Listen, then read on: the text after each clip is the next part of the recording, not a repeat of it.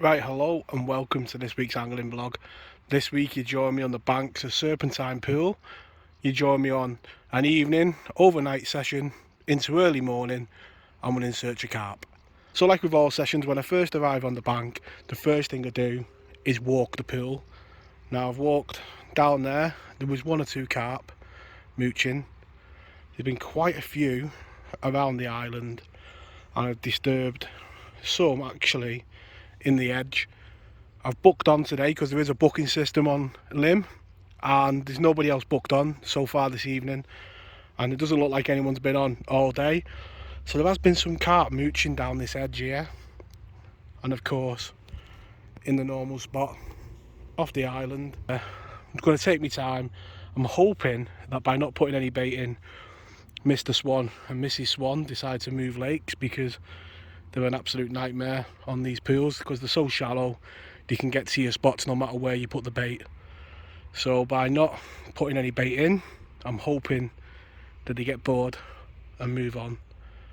So on these sessions, travel super light, got the Walden hooking mat, my bait, as I say, the korum folder, which loads of lads ask questions about, and everything I need, rods, reels, landing net, all my terminal tackle is all in that. And that is literally me, my bed chair for the night session. You know, quickly on the bank, you can quickly set up, and more importantly in the morning, it's quick to pack away and you're back in the car, which means more time fishing. You don't have to pack in as early. We'll have to be off the bank tomorrow by probably 7:30. We'll have to be in the car, but hopefully that is a good sign. You know, one of the swans has already got bored. So we'll have a slow setup, keep our eyes on the water and see how we do.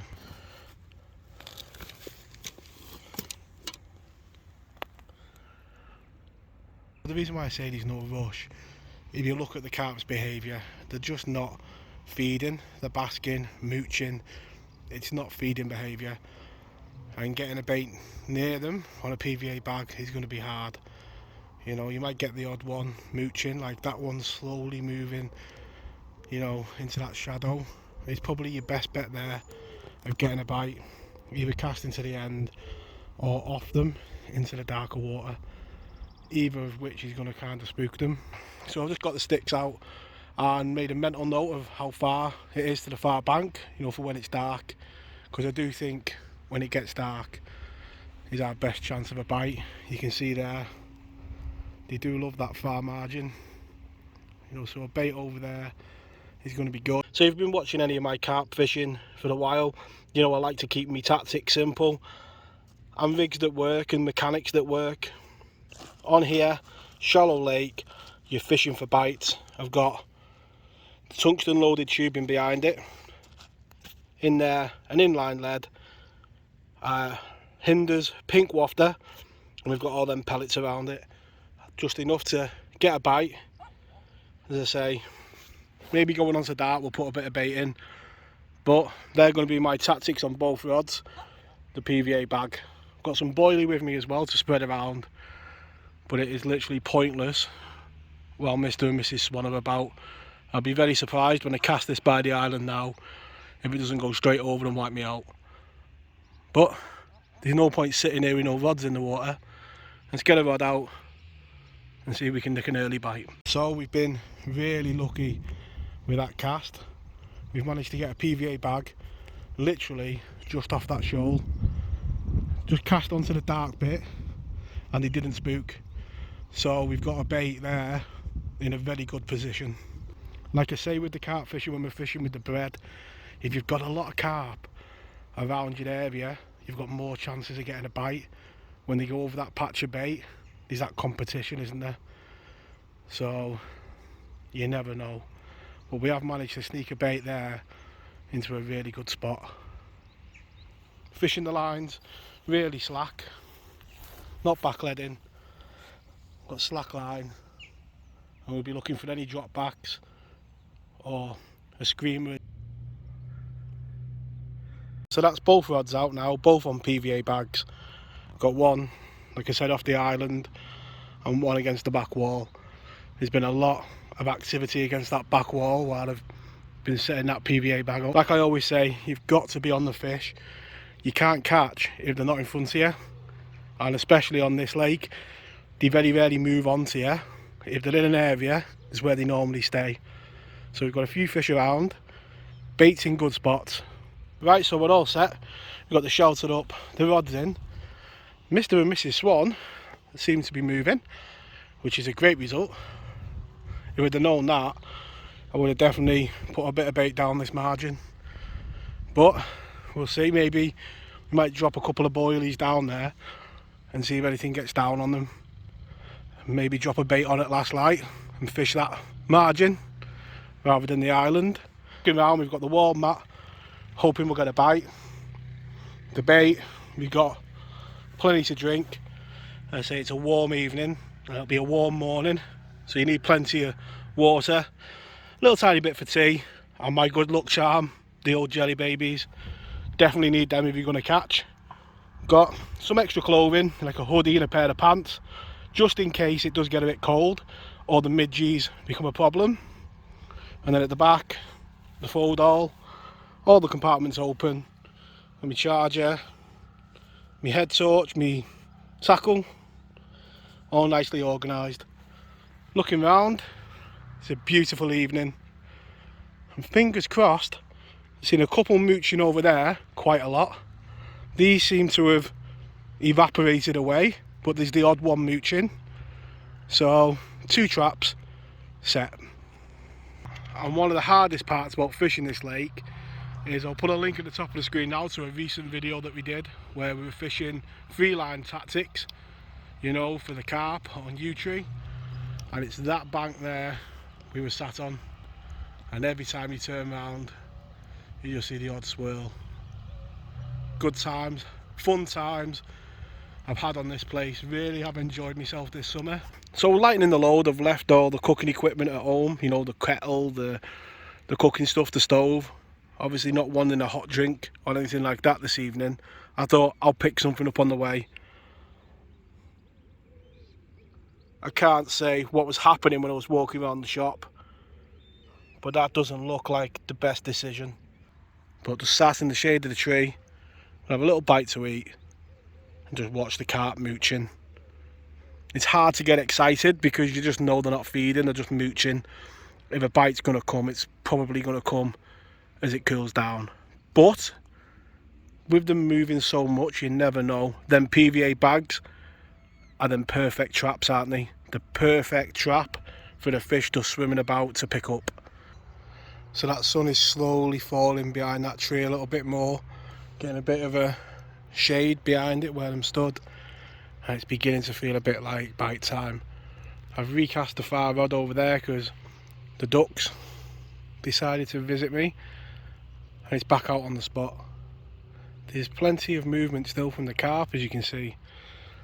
They're quite close in, but decided not to chase them. There is areas where they've been coming down here the odd time, but I'm happy just to sit, wait, and lay me trap, and hopefully they come across it. So I've sunk the lines as much as I can.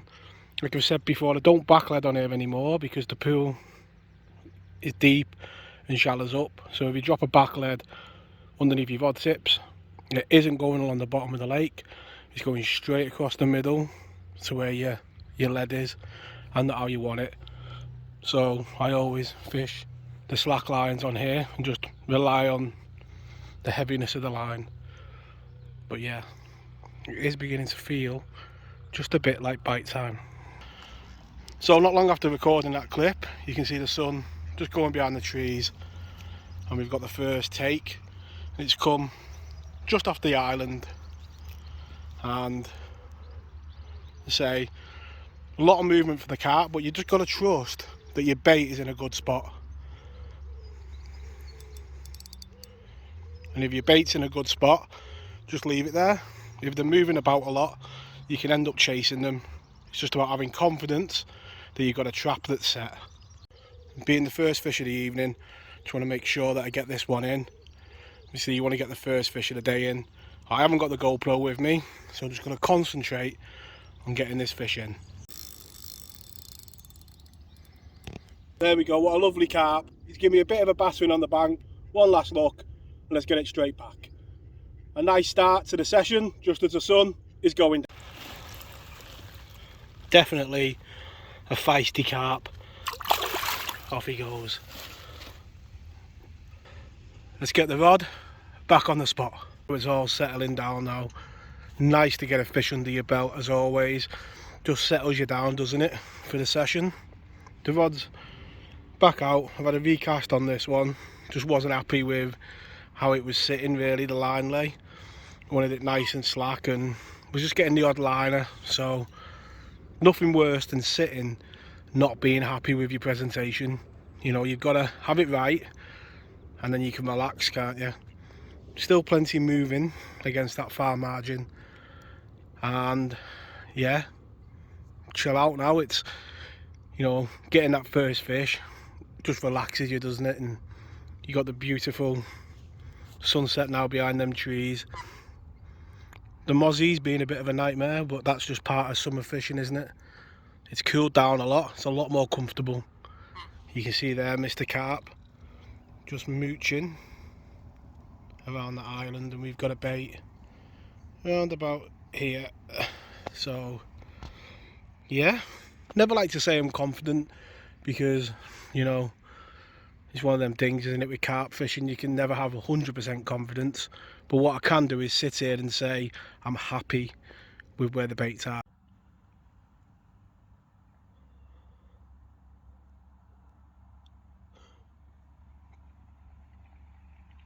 So just as the day is quietening down, that PVA bag on the island has gone again. As I fishing that slack line, you just get a nice little pull and then the line goes tight.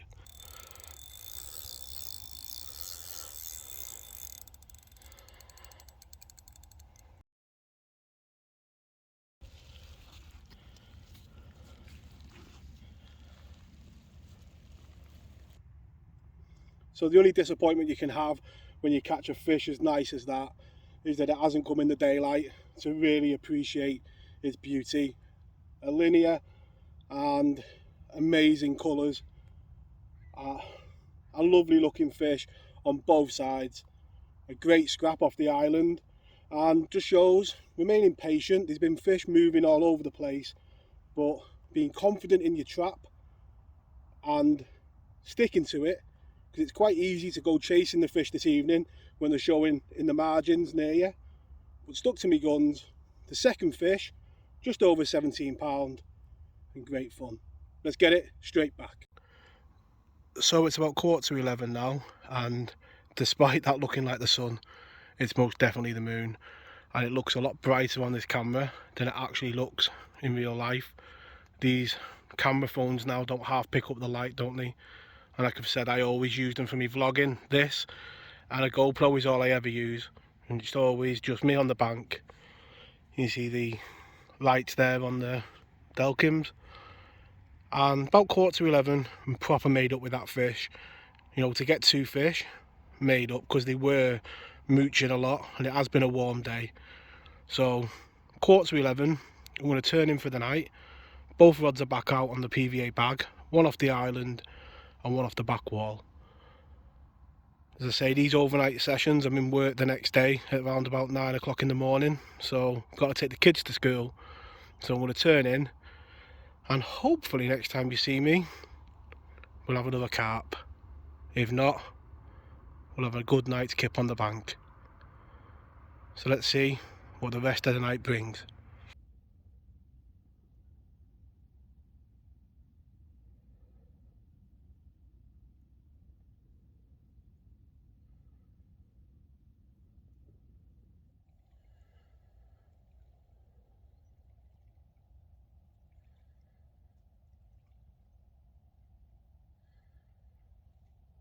So it's a really tired Danny that greets you this morning.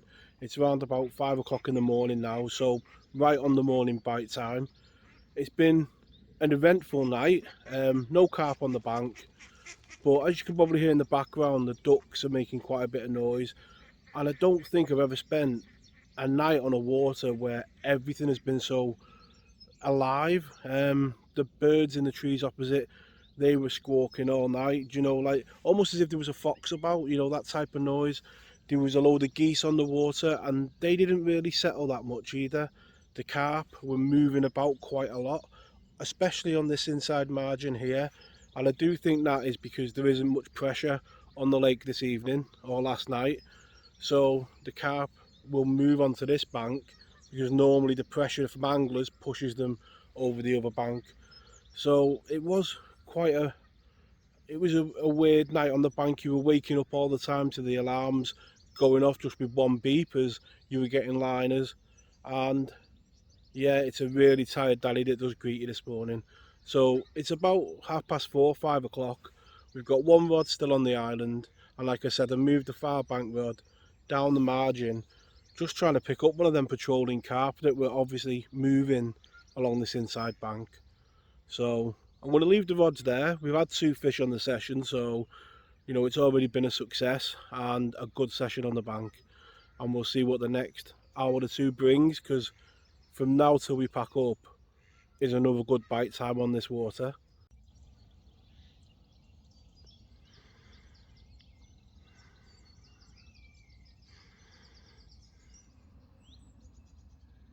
And what a beautiful way to start this day.